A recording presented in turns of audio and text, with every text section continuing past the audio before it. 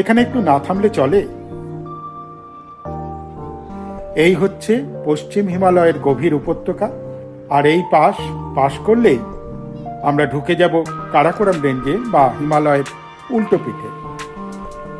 শিবজির নামেই যোজি, আর লা মানে গিরিপথ বা গিরিপথ।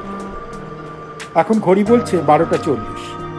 প্রায় 10 মিনিট এখানে কাটিয়ে ফের গেলাম সামনের দিকে এগিয়ে।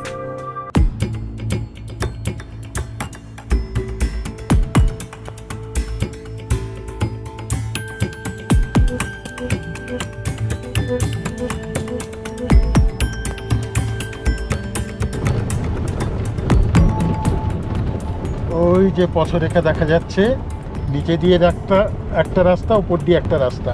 নিচের রাস্তা হচ্ছে পুরনো রাস্তা, পুরনো জটিলা পাস, আর আমরা যাচ্ছি নতুন রাস্তা দিয়ে, যথেষ্ট